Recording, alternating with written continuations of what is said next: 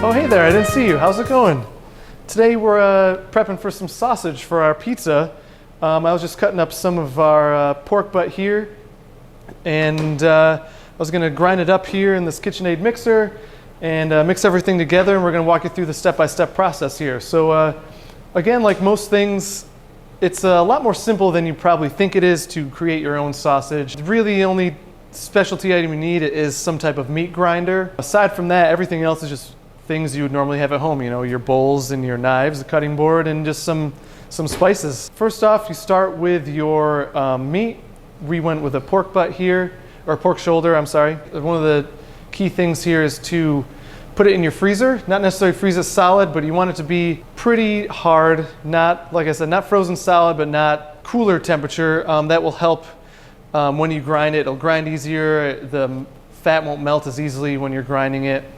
And then just basic spices that you would have at home. So for this recipe, we are going to use fennel, black pepper, granulated sugar, red pepper flakes, salt, and then just a little bit of red wine. And one more ingredient we need here is you need to have a proper fat to meat ratio.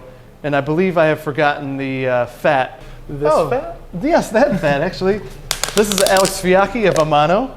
Luckily he showed up and he just happened to be carrying around some fat for us. Naturally. Yeah, so we make sausage like twice a week. Okay. We make chicken sausage for our chicken riggies, and we make a pork sausage to put on all of our pizzas, which is what I hear you're doing today. Yes, we are. Yeah, so that's perfect timing. Perfect. All right. So as long as you're here, why don't you walk us through the steps here that you take? All right. So here we have about 3 pounds of diced pork shoulder that you so nicely diced for us. And then I just happen to have this fat back with me. You can usually buy it at any like local butcher shop. Okay. We'll have some leftover fat back. But you also want to chill this down for the same reasons that Anthony was explaining earlier. But we're just going to mix this together. So we have our fat, and then we're going to take all of our dry spices. Keep the wine, but all the dry can get mixed together, because when you grind it, you want it to all, you want an even amount of all the spices. Yep. So we got our fennel, black pepper, sugar, and then this is chili flake, and then some salt. We usually run about 2% salt, 1% sugar. Okay.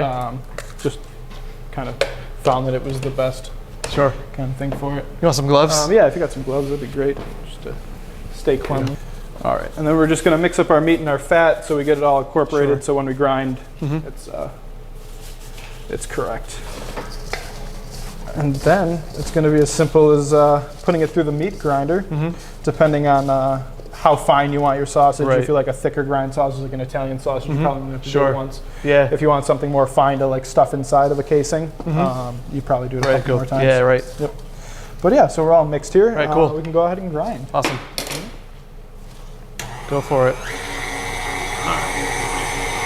And then you just want to use your little plunger here so we don't lose our hands. But all you're looking for here is, you see how there's kind of chunks of fat in here?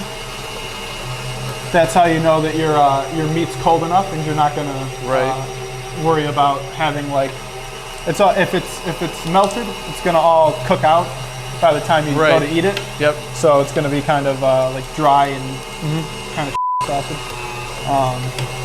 But then you want to grab that one piece down there too, as long as you're gloved. Absolutely. It's a good looking grind right there, actually. Not too bad, huh? Yeah, that looks good. We got lucky. And then this is about a 10% fat ratio as well. Pork shoulder usually has about 20% fat in it already, so we just add a little bit more fat. Right, so 70-30 is really where you want to be, right? Yeah, it's a nice spot.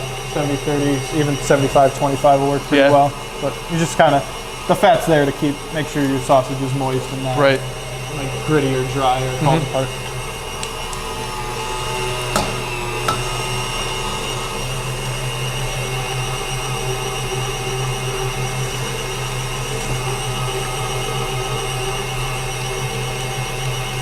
Gotcha.